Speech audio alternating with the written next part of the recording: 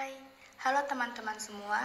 Assalamualaikum warahmatullahi wabarakatuh. Perkenalkan, kami dari kelompok 8 mata kuliah Manajemen Sumber Daya Insani Bank Syariah dengan Ibu Irma Yuliani SEMSI sebagai dosen pengampu mata kuliah kami.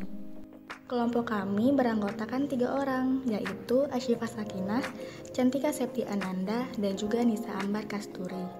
Kami mahasiswa IAIN Samarinda, Fakultas Ekonomi dan Bisnis Islam. Di sini kita akan membahas mengenai rekrutmen tenaga kerja. Apa sih rekrutmen itu? Secara umum, rekrutmen atau penarikan tenaga kerja dapat diartikan sebagai suatu proses untuk menentukan dan menarik tenaga kerja baru yang cocok dengan kualifikasi dan kebutuhan perusahaan. Atau dengan kata lain, proses penempatan orang yang tepat di posisi yang tepat. Kemudian, apa sih tujuan kita melakukan rekrutmen? Tujuan kita melakukan rekrutmen yang pertama, untuk memperoleh sumber tenaga kerja yang potensial. Yang kedua, untuk memperoleh sejumlah pelamar yang memenuhi kualifikasi. Yang ketiga, menentukan kriteria minimal untuk calon pelamar. Dan yang terakhir adalah untuk kebutuhan seleksi. Lalu ada lagi nih faktor-faktor rekrutmen, yaitu program penarikan tenaga kerja memikat banyak pelamar yang memenuhi persyaratan. Kemudian, program penarikan tenaga kerja ini tidak pernah mengkompromikan standar seleksi. Berlangsung atas dasar yang berkesinambungan, serta program penarikan tenaga kerja itu kreatif, imajinatif, dan inovatif. Agar proses rekrutmen dapat diselenggarakan dengan efektif, maka ada beberapa nih prinsip-prinsip yang harus diperhatikan. Yang pertama, mutu karyawan yang akan direkrut harus sesuai dengan kebutuhan perusahaan. Yang kedua, jumlah karyawan yang dibutuhkan harus sesuai dengan jabatan yang tersedia. Yang ketiga, menganalisis biaya manfaat yang cermat. Yang keempat, perencanaan dan keputusan-keputusan strategis tentang perekrutan. Yang kelima, fleksibilitas. Dan yang terakhir adalah pertimbangan-pertimbangan hukum. Lanjut yuk ke sumber tenaga kerja. Sumber tenaga kerja terbagi menjadi 2. Ada sumber internal dan juga sumber eksternal. Nah, bedanya apa sih? Sumber internal dalam rekrutmen dilakukan perusahaan melalui kebijakan dari dalam perusahaan. Biasanya berupa promosi, transfer, rotasi pekerjaan, dan juga pengkaryaan dan pemanggilan kembali.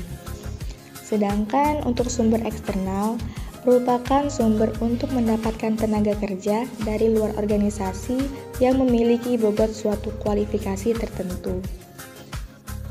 Lalu, apakah ada teknik-teknik untuk merekrut tenaga kerja ini? Jelas ada dong.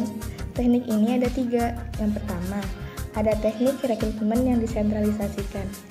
Apa itu disentralisasikan? Jika rekrutmen disentralisasikan, instansi yang mengelola sumber daya manusia itu bertanggung jawab untuk meminta para manajer akan perkiraan-perkiraan periodik mengenai jumlah dan tipe-tipe pekerja baru yang dibutuhkan di waktu yang akan datang. Lalu yang kedua, ada teknik didesentralisasikan.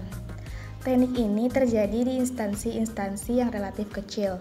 Kebutuhan-kebutuhan rekrutmen terbatas, dan setiap instansi mempekerjakan berbagai tipe pekerja. Yang terakhir adalah name request. Teknik ini merupakan kombinasi antara politik dan sipil yang dalam proses rekrutmen melibatkan nilai-nilai political responsif dan manajemen efisiensi.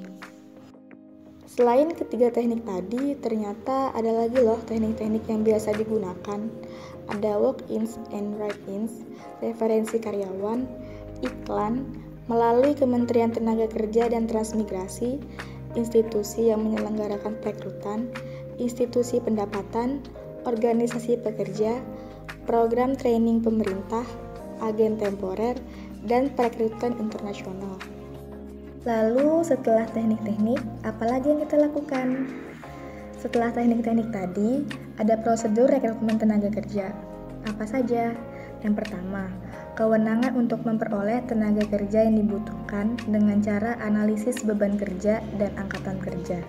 Yang kedua, adanya standar personalia sebagai pembanding yang diperoleh dari analisis jabatan atau pekerjaan. Dan yang ketiga, adanya pelamar kerja yang akan dipilih atau diseleksi. Kemudian kita masuk ke pembahasan yang terakhir, yaitu proses rekrutmen tenaga kerja. Apa saja proses-prosesnya? Yang pertama, mengidentifikasi jabatan yang lowong. Yang kedua, mencari informasi jabatan melalui analisis jabatan. Yang ketiga, menentukan calon yang tepat. Yang keempat, memilih metode-metode rekrutmen yang paling tepat.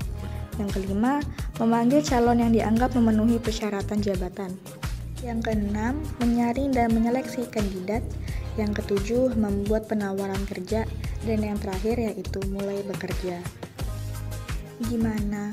Apakah sudah mengerti? Mungkin sekian video pembelajaran kita kali ini. Semoga video ini dapat dipahami dengan jelas ya, dan semoga bermanfaat. Kami pamit. Wassalamualaikum warahmatullahi wabarakatuh.